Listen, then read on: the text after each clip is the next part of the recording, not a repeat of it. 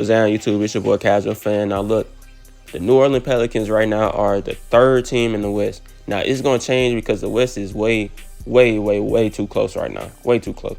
So pretty much they're either gonna be back to number one in about 2 games, or all the way down to maybe even 6 or 7 if they lose 2 or 3 more.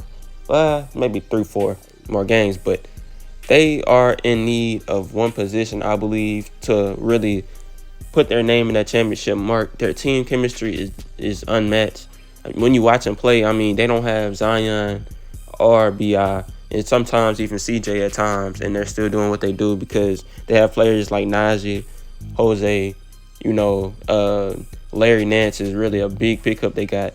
But I feel like they need another player like Larry, but a little taller.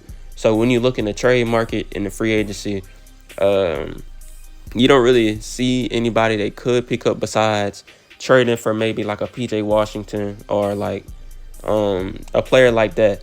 Now, if they're able to do that, I feel like that would put their team in such a position to really put their names out. But the only problem is, who are they going to have to trade? Because if you are patient this year, you get EJ Liddell back, which is a rookie that's pretty much somewhat the same type of player as Larry, except I believe they're probably the same height or maybe shorter. But the thing is, with Jonas Valanciunas, he's a good center.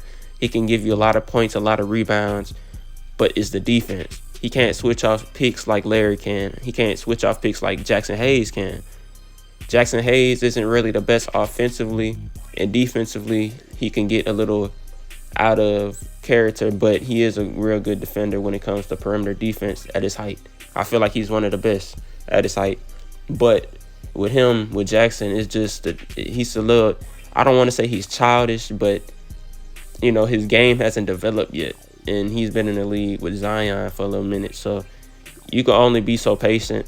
I feel like if you wait a little bit more and keep developing, he'll be just fine. Y'all see what he did in the playoffs last year.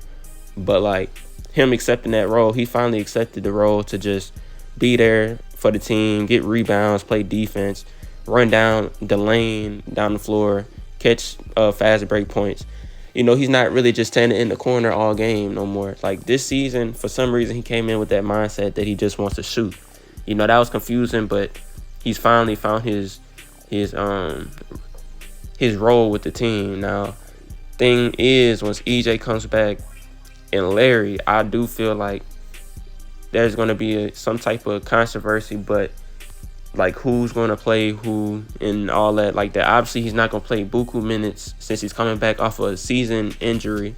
But in order for this season to go the way they want it, I feel like they have to look at maybe one trade deal, maybe for like even a Nerlens Noel wouldn't be too bad, but I don't think you would want to trade what comes with it.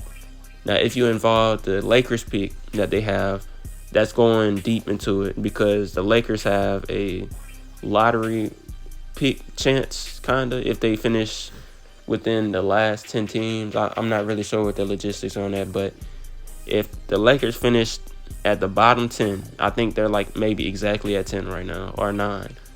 The Pelicans will keep the pick. Or I got to look back and see. I know last year was a little different. That's how they got Dyson Daniels. But this year, you could trade that pick because I don't think the Lakers are going to be a top 10 team. I mean, top 10 worst team. They're definitely making the play-in or the playoffs. They don't have AD right now, and they looking good. Even though they're losing, they are looking good like what they were supposed to look last year. So I think you trade that pick, and you trade probably 2 players. I don't want to trade Devontae Graham, but eventually you're going to have to let go of a couple of your guards because you have a lot of guards on that team that's not going to see minutes once you keep on drafting these players. So if you trade Devontae Graham, you're still going to have and I'm not saying we have a starting guard on the team besides CJ. And, he started as a shooting guard not started as a shooting guard, but he played a lot of shooting guard with Dame. I would say that you still have Jose.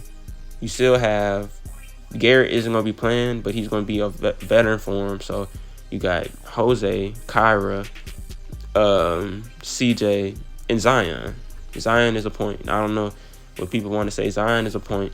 Maybe put him in the post a little bit more against certain teams so he doesn't have to go into that trap. Into that brick wall that a lot of teams are making for him. But for the most part, he is a point. He's one of the best points on the team. So I know I'm forgetting somebody. I can't think right now though. But if you're able to trade like a Devontae and throw in Jackson Hayes, even I don't know if you would want to trade Billy Willie, how you say his name, because he is a big part of the team chemistry. See, what the Saints did with C.J. Gardner-Johnson, that was one of the moves that you make because you have power and you could do what you want because you feel like you're getting something bigger in return. And you see how that happened this season. I'm not saying that it was a big part why they went 7-10, but C.J. Gardner-Johnson was a big part of the locker room, and that makes your identity. That's the same as if you were to trade Jose Alvarado on the Pelicans. That is your identity. People are ready to see what he does every Sunday, what Jose does every game. Like, that's just what it is. So when they traded him, I knew that was going to be a problem. Not 7-10 problem, but yeah. So back to the Pelicans. If you trade Jackson and Devontae and maybe one other piece, I don't know who the other piece would be. Some people say Kyra. I don't think you need to trade Kyra. He's a good point guard, like a good true point guard. He plays fast. That's how you want to play in this era NBA, especially how Willie wants to play. I feel like he's a good piece for the Pelicans. So if they could find something within that, I say go for it before the trade deadline. But at the same time, if you keep the squad you got right now, you could go deep, maybe even Western Conference Finals, depending on how the seeding works. Because this year, I'm not gonna lie, if you're a top 3 pick, a top 3 team in the Western Division, in the Western Conference, you're more than likely gonna play a deep squad because I don't know how the Warriors season is gonna shape out, but they may be in the play-in. The Suns may be in the play-in. The Lakers may be in the play-in.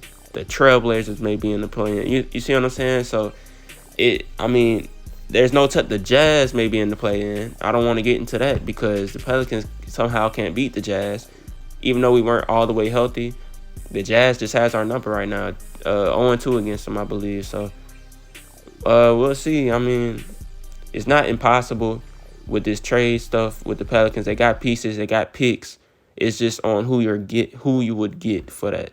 PJ Washington, I don't think he's worth the Lakers trade pick, but depending on what they want, you may have to go and do that because he could shoot and he's also a rim protector. There's also other people you could think about. The Raptors got a few pieces. I know they was talking about Fred VanVleet or something. I don't know if you want to make that trade, but maybe like somebody down low that could rim protect I don't know if Precious, I forgot how to say his name, but I don't know if he's on the trade block, but you can try to get somebody like him, So I think that's important for this team if they're trying to take a deep run for real. But, y'all just let me know in the comments what y'all think, though. Anyway,